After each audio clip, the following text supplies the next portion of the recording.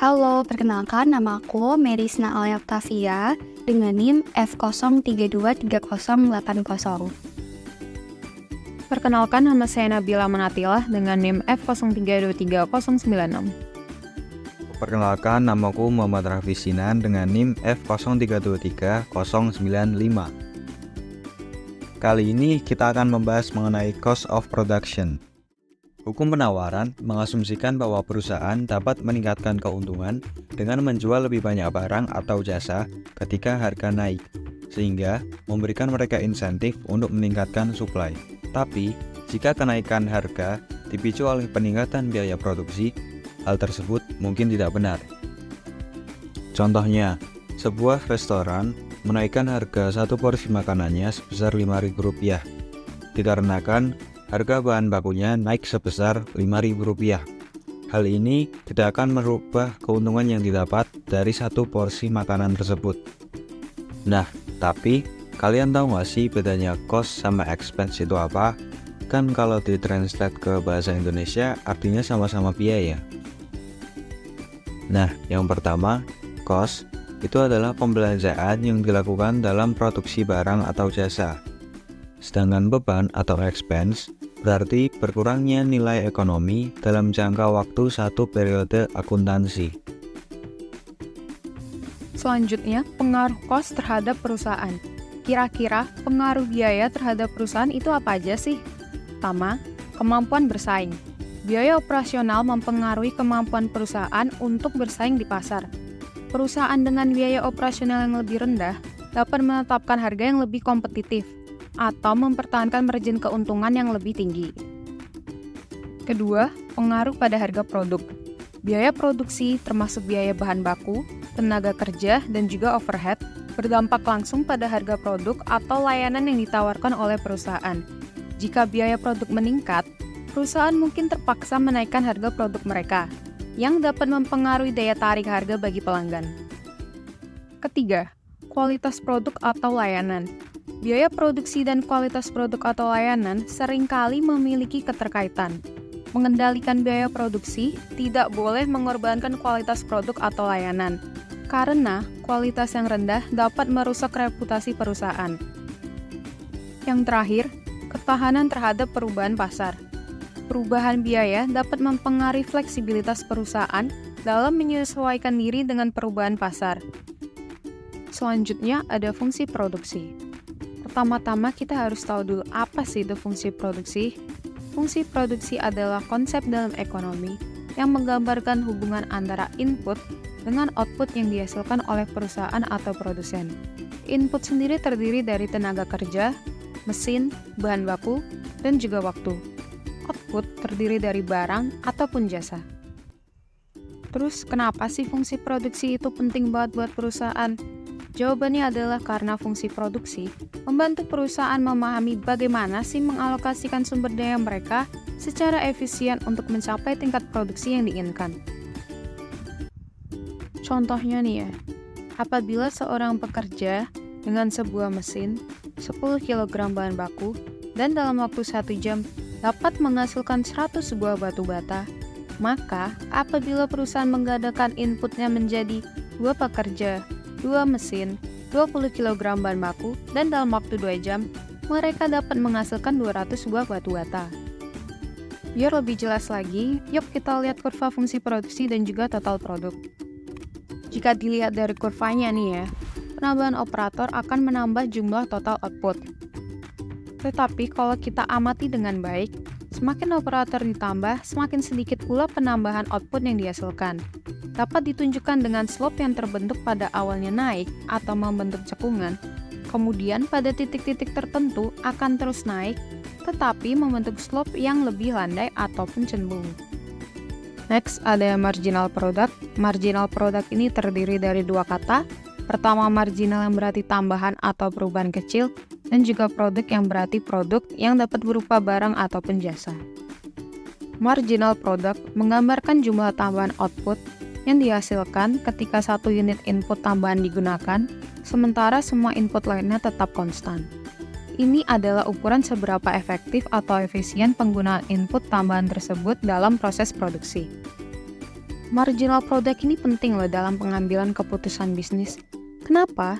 Karena marginal product membantu perusahaan menilai sejauh mana sih mereka harus menggunakan faktor produksi tambahan untuk memaksimalkan produksi dan profitabilitas mereka. Untuk rumus-rumus marginal product sendiri dapat berupa MP sama dengan delta TP per delta L. MP sendiri adalah marginal product, TP adalah total product, L adalah labor atau tenaga kerja. Terus, kira-kira apa sih hubungannya marginal product dengan tenaga kerja? Perusahaan dapat terus menambahkan tenaga kerja mereka selama MP-nya mereka lebih dari 0. Terus, kalau MP-nya kurang dari 0 gimana? Kalau misalnya MP-nya kurang dari 0, maka penambahan tenaga kerja justru mengurangi produksi total yang bakal berimbas pada menurunnya marginal product. Nah, penurunan nilai marginal product ini itu nunjukin adanya indikasi telah terjadinya hukum pertambahan hasil yang semakin menurun atau biasa disebut dengan the law of diminishing return. Dapat dilihat dari kurvanya ya, yang awalnya kurvanya itu naik, tapi semakin ditambah tenaga kerjanya, kurvanya justru menurun. Selanjutnya ada the law of diminishing marginal return. Secara garis besarnya, the law of diminishing marginal return berarti jika satu input dalam produksi ditingkatkan, sementara input lainnya dipertahankan, pada akhirnya akan terjadi penurunan output. Biar lebih gampang dipahami, bakal aku kasih contohnya. Contohnya nih ya, mesin cetak roti dioperasikan oleh satu orang, dalam waktu 1 jam dapat menghasilkan 100 buah roti. Kemudian, saat ditambah menjadi 2 orang, dalam waktu 1 jam, dapat menghasilkan 300 buah roti. Lanjutnya, ditambah lagi nih, jadi 3 orang.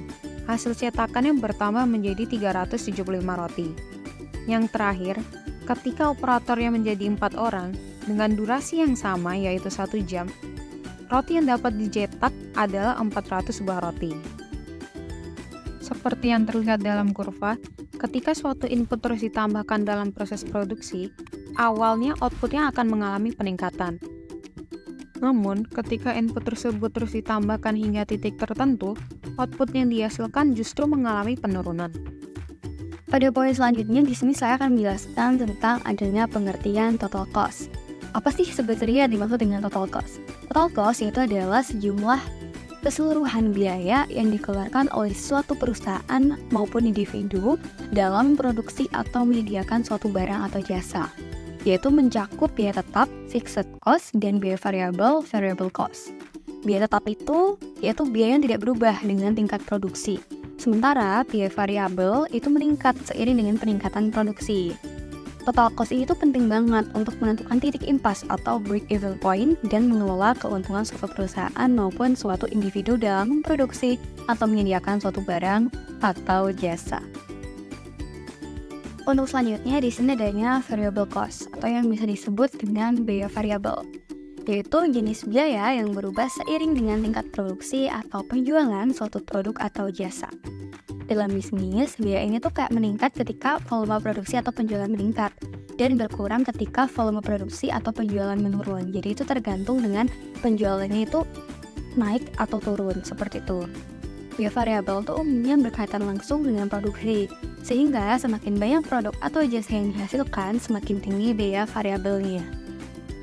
Contoh biaya variabel itu adalah bahan baku. Nah, bahan baku ini kan kayak biaya untuk membeli bahan baku yang digunakan dalam produksi barang. Kalau semakin banyak produk yang diproduksi, semakin tinggi pula biaya bahan baku yang dikeluarkan juga. Terus biaya pemasaran.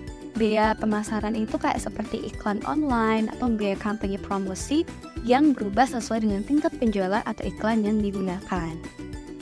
Selanjutnya adanya biaya pengiriman, yaitu kayak biaya pengiriman barang kepada pelanggan yang meningkat dengan jumlah pesanan atau jarak pengiriman. Selanjutnya di sini adanya average fixed cost atau biaya tetap rata-rata, yaitu biaya tetap per unit produksi atau penjualan.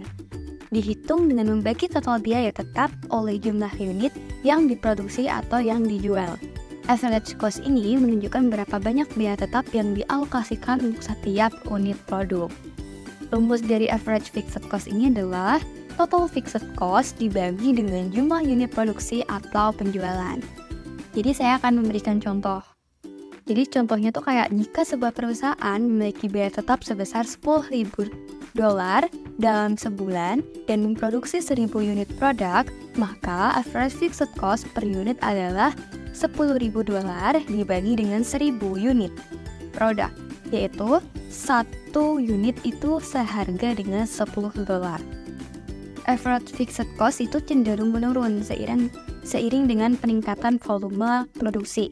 Karena biaya tetap dibagi oleh jumlah unit yang lebih besar, ini berarti bahwa semakin banyak produk diproduksi, average fixed cost per unit akan semakin rendah, yang dapat meningkatkan profitabilitas perusahaan. Pada poin selanjutnya, di sini saya akan menjelaskan tentang relationship between marginal cost and average total cost, atau hubungan antara biaya marginal dan biaya total rata-rata. Yang pertama, yaitu jika marginal cost kurang dari average total cost, maka average total cost cenderung menurun. Ini menunjukkan bahwa biaya tambahan untuk produksi unit tambahan lebih rendah dari rata-rata biaya sebelumnya, sehingga average total cost menurun. Jika marginal cost sama dengan average total cost, maka average total cost tetap konstan. Ini menandakan bahwa biaya tambahan untuk produksi unit tambahan sama dengan rata-rata biaya sebelumnya. Yang ketiga, jika marginal cost lebih besar dari average total cost, maka average total cost cenderung meningkat. Ini menunjukkan biaya tambahan untuk produksi unit tambahan lebih tinggi dari rata-rata biaya sebelumnya, sehingga average total cost meningkat.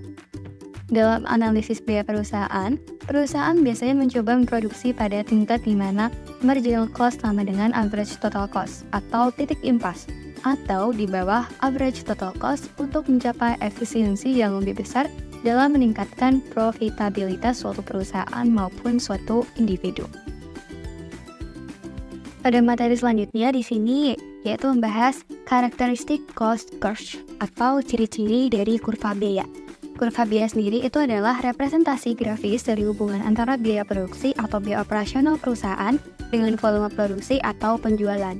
Ada beberapa jenis kurva biaya yang digunakan dalam ekonomi dan analisis bisnis, dan setiap jenis memiliki ciri-ciri khusus. Di sini terbagi menjadi 4 kurva, yaitu saya akan menjelaskan dari poin yang pertama yaitu kurva biaya total atau total cost curve. Kurva yang menggambarkan hubungan antara biaya total, yaitu biaya tetap dan biaya variabel, dengan volume produksi atau penjualan. Biasanya, kurva biaya total ini cenderung mengalami peningkatan seiring dengan peningkatan produksi hingga titik impas atau break-even point. Setelah itu, mungkin meningkat dengan lebih tajam. Kurva yang kedua yaitu kurva biaya rata-rata atau average cost curve. Kurva biaya rata-rata adalah perbandingan antara biaya total dan jumlah unit yang diproduksi atau dijual. Biasanya ada 2 jenis kurva biaya rata-rata, yaitu adanya average total cost (ATC) dan average variable cost (AVC). ATC mencakup biaya tetap dan variabel, sedangkan AVC hanya mencakup biaya variabel. Biasanya kurva ATC akan memiliki bentuk U dengan minimum di titik tertentu, yang merupakan target ideal bagi suatu perusahaan. Yang ketiga yaitu kurva biaya marginal atau marginal cost curve. Kurva yang menggambarkan biaya tambahan yang dikeluarkan untuk memproduksi unit tambahan.